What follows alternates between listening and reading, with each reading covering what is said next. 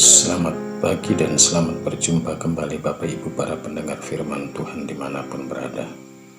Sebelum memulai renungan pagi, marilah kita membukanya dengan berdoa. Dalam nama Bapa dan Putra dan Roh Kudus, amin. Marilah berdoa. Allah Bapa yang Maha Murah, kami memuji dan meluhurkan Dikau karena Engkau berkenan menjumpai kami dalam diri sesama kami yang kami jumpai hari ini. Semoga melalui mereka kami dapat memahami kehadiran-Mu di tengah-tengah kehidupan ini. Demi Kristus Tuhan dan pengantara kami. Amin. Bacaan suci yang akan kita renungkan pada pagi hari ini, saya ambil dari Injil Matius bab 13 ayat 10-17. Tuhan bersamamu dan bersama rohmu. Inilah Injil Yesus Kristus menurut Matius. Dimuliakanlah Tuhan.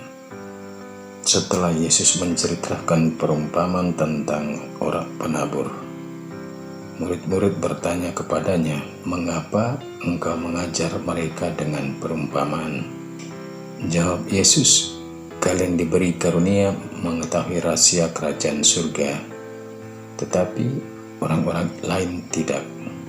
Karena barang siapa mempunyai akan diberi, tetapi barang siapa tidak mempunyai maka apapun yang ada padanya akan diambil juga.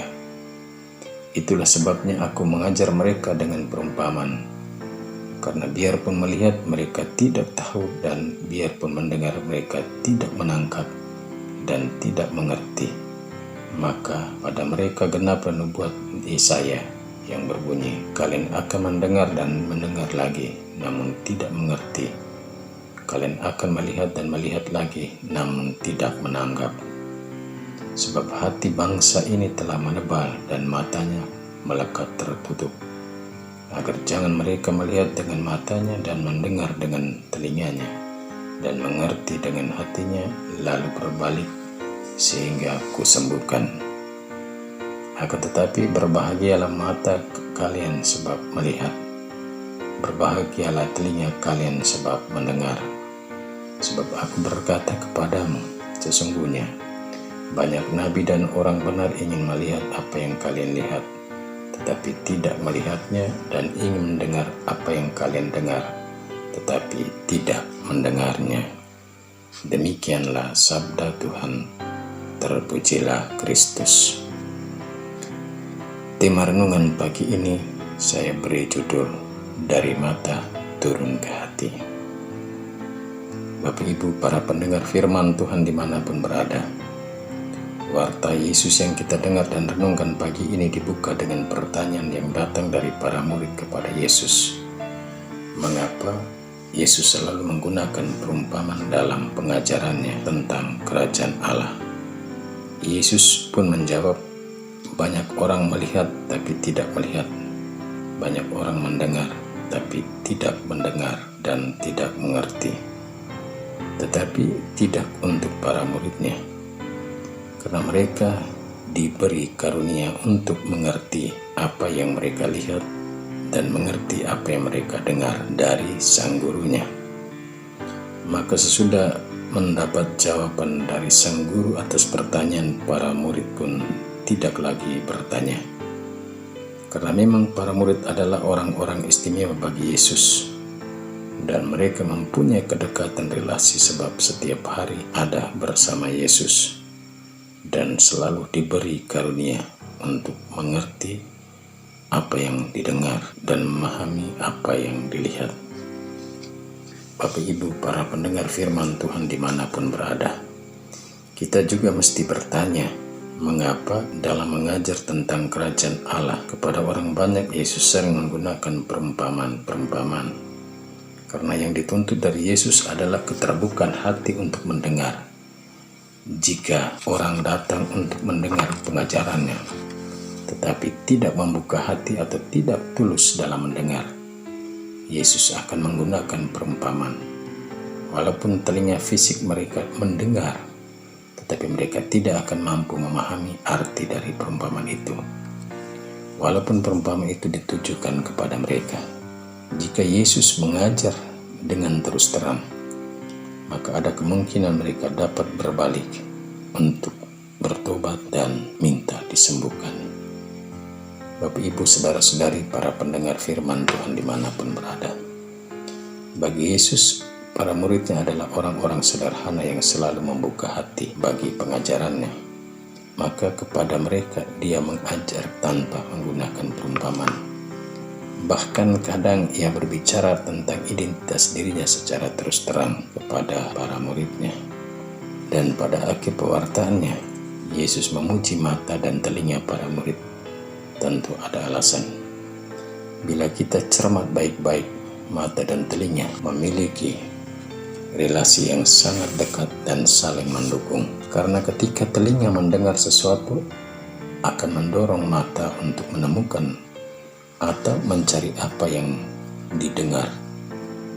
Misalnya, ketika telinga kita mendengar suara panggilan akan nama kita, maka langsung mata sepertinya mendapat perintah dari hati untuk melihat dari mana suara itu datang, dan lain-lain. Dan sesungguhnya perumpamaan ini diangkat Yesus untuk mengoreksi para nabi yang mempunyai kerinduan untuk melihat Al-Masih yang dijanjikan dan ingin mendengar pengajaran, tapi tidak mampu melihat, tidak mampu mendengar, mengerti, karena mata hati dan telinga hati mereka telah menebal.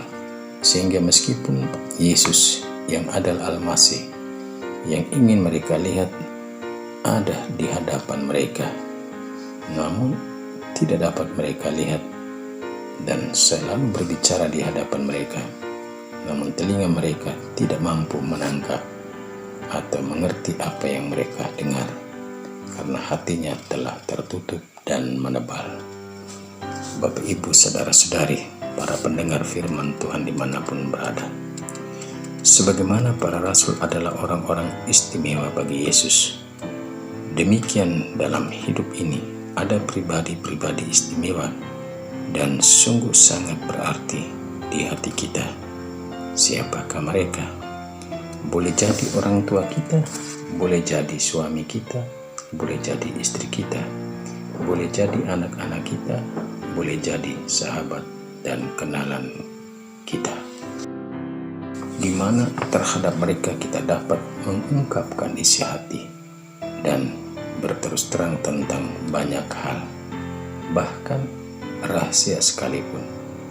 Hal ini dengan maksud agar orang-orang dekat kita tahu dan mengenal secara baik kita dan hidup mereka. Sebagaimana orang yang telah dibaptis dan menjadi murid Yesus, warga kerajaan Allah, apakah kita sungguh telah mengenal Yesus secara baik, benar, dan mendalam? Dan apakah bukti yang dapat kita perlihatkan kepada orang lain kalau kita mengatakan kita orang Kristen, muridnya Yesus zaman ini? Apakah dalam hidup ini kita sungguh sudah membuka hati bagi Yesus dan sabdanya?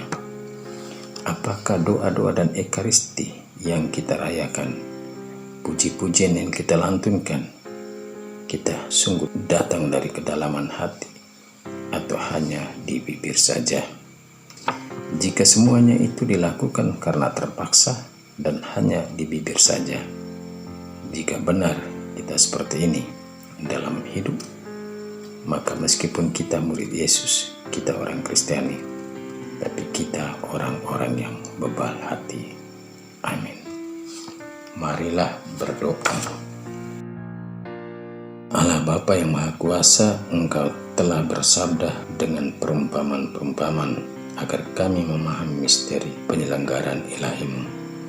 Semoga dengan mendengarkan sabda dan merenungkan sabda-Mu, kami dimampukan untuk selalu terbuka hati datang kepadamu, agar mampu mengerti dan memahami misteri kerajaan-Mu.